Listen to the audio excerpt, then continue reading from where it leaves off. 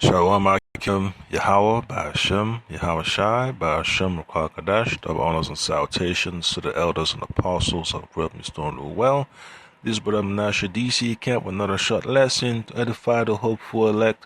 Yes, I got another short, information, to share with the Akim concerning Esau's mindset. So when you read the book of Aldous Huxley, Brave New World, and you go to chapter 6 and you read part 3, it just tells you how how Esau has to view Gad, the tribe of Gad. And I won't even tell you the story of how I got the book in the first place, but I'm just going to get straight to the point. So I'm watching from the guy that read the book online, because it's an audio book. You can also get the book in paper form. So the guy put in his description, says Brave New World is a dystopian novel written in 1931 by English author Aldous Huxley. So these are the so-called, what you call them, servants of the elites, And then it says, and published in 1932, set in London in the year AD 2540. All right. And then he put in parentheses 632 AF, that's after Ford, in the book. So it says the novel anticipates developments in reproductive technology, sleep learning, psychological manipulation, and classical conditioning that are combined to make a profound change in society. Yes, that's exactly what Esau has in the future for our people, man. So when it says AD 2540,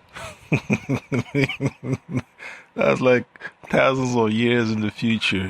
His so-called, what you want to call it, his view of the future. He still wants to be in rulership, but just fantasy. Because Esau wants his house to continue forever. When you read Psalms chapter 49, verse 11, it says that inward thought is that the houses shall continue to forever and to further generations. All right.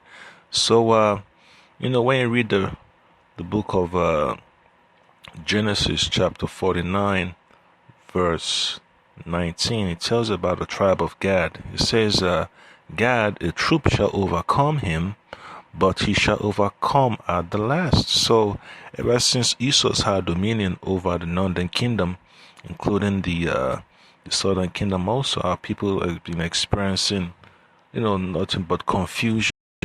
And when you hear about that, AD 2540, basically, after the, so-called rebuild their, what you call it, their civilization, saying, you're still gonna have Jake on the what you call it, reservation. So it's just hilarious, man, of how Esau looks at our people and what he has to do to nullify the idea of righteousness from our people. So I'm going to also read from the book of Deuteronomy chapter 28, verse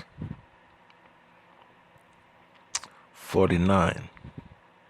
I'm going to read all the way to 51. It tells you what's going to happen to our people. This is what Moses was telling our people, all right? Because the Romans took over the southern kingdom, of Judah, Benjamin and Levi, and then you had the sprinkles of the northern kingdom in there.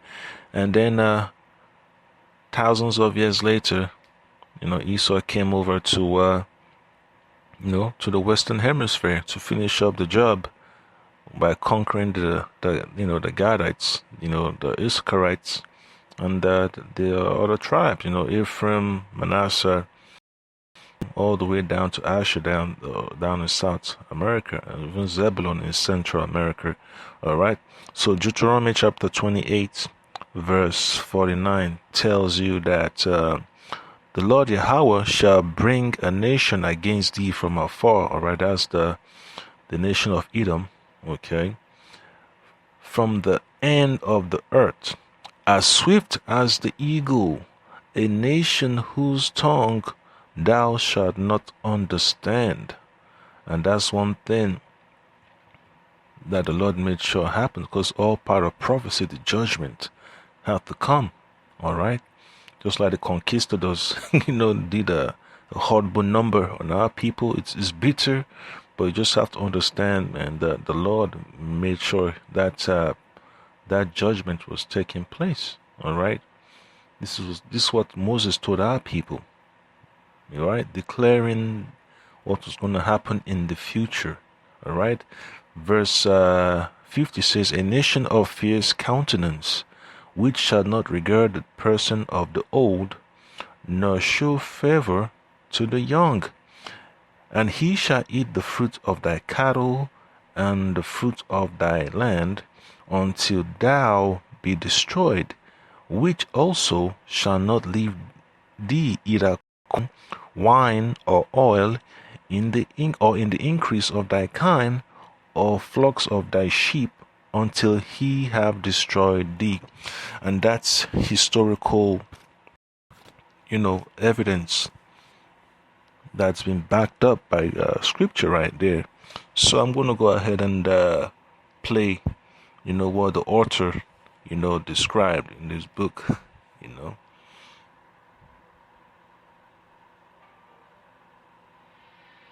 The journey was quite uneventful.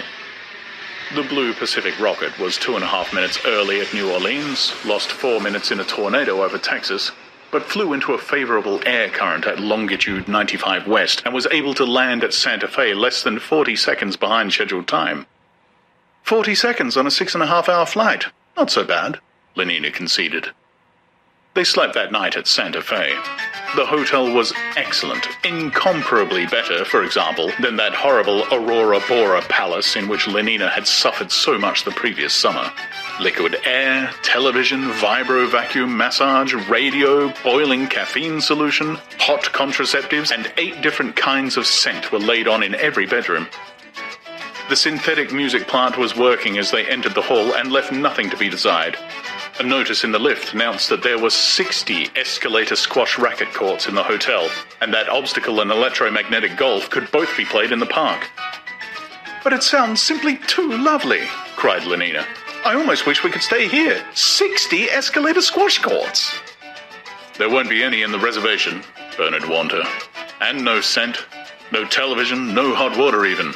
If you feel you can't stand it, stay here till I come back." Lenina was quite offended.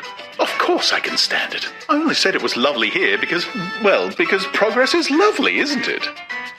500 repetitions once a week from 13 to 17, said Bernard wearily, as though to himself. "What did you say?" "I said that progress was lovely. That's why you mustn't come to the reservation unless you really want to." "But I do want to." "Very well then," said Bernard, and it was almost a threat. Their permit required the signature warden of the reservation, at whose office next morning presented themselves. An Epsilon Plus Negro porter took in Bernard's card, and they were admitted almost immediately. The warden was a blonde and brachycephalic Alpha Minus, short, red, moon-faced, and broad-shouldered, with loud, booming voice, very well adapted to the utterance of hypnopedic wisdom. He was a irrelevant information and unasked for good advice. Once started, he went on and on, boomingly. 560,000 square kilometers divided into 4 distinct sub-reservations, each surrounded by a tension wire fence. At this moment, and for no apparent reason, Bernard suddenly remembered that he had left the eau de cologne tap in his bathroom wide open and running. "Supplied with current from the Grand Canyon Hydroelectric Station. Cost me a fortune by the time I get back." With his mind's eye, Bernard saw the needle on the cent meter creeping round and round, ant-like, indefatigable. Quickly telephoned to Helmholtz Watson. "Upwards of 5,000 kilometers of fencing at 60,000 volts. "You don't say so," said Lenina politely, not knowing in the least what the warden had said, but taking her cue from his dramatic pause. When the warden started booming, she had inconspicuously swallowed 0.5 gram of soma, with the result that she could now sit, serenely not listening, thinking of nothing at all, but with her rapt attention. "To touch the fence is instant death," pronounced the warden solemnly. "There is no escape from a savage reservation." The word escape was sensitive. "Perhaps," said Bernard, half rising, "we ought to think of going." The little black needle was scurrying, an insect nibbling through time, eating into his money. "No escape," repeated the warden, waving him back into his chair. And as the permit was not yet countersigned, Bernard had no choice but to obey. "Those who were born in the reservation, and remember, my dear young lady," he added, leering obscenely at Lenina and speaking in a whisper, "remember that in the reservation children still are born, yes, actually born, revolting as that may seem." He hoped that this reference to a shameful subject would make Lenina blush, but she only smiled with simulated intelligence and said, "You don't say so." Disappointed, the warden began again.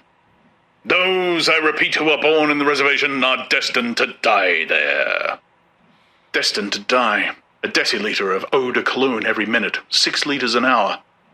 "Perhaps," Bernard tried again, "we ought—" Leaning forward, the warden tapped the table with his forefinger. "You ask me how many people live in the reservation, and I reply, triumphantly, I reply that we do not know. We can only guess." "You don't say so." "Yes, my dear young lady, I do say so." 6 times 24, no, it would be nearer 6 times 36. Bernard was pale and trembling with impatience, but inexorably the booming continued. "About 60,000 Indians and half-breeds, absolute savages. Our inspectors occasionally visit, otherwise no communication whatever with the civilized world. Still preserve their repulsive habits and customs. Marriage, if you know what that is, my dear young lady. Families, no conditioning, monstrous superstitions, Christianity and totemism and ancestor worship, extinct languages such as Zuni and Spanish and Athapascan, pumas, porcupines and other ferocious animals, infectious diseases, priests, venomous lizards." "You don't say so." Yes, that's it right there, Akim. So you know how it is, man. That's how Esau thinks of our people. Have them behind the wire. It said, 60,000 votes of 560,000 square kilometers for 4 different reservations altogether. All right. And that just shows you, man, that, Esau plans to have people in subjugation forever. And it's just one thing, you just have to be glad that the Lord Hamashiach Yahushua is on his way back to deliver our people, all right, out of the hands of the enemy, all right. So that's the point there, Akim. I hope you've been edifying. I pray Lord Hamashiach Yahushua by Hashem Kodash continue to give you the attitude and encouragement to study. Shalom.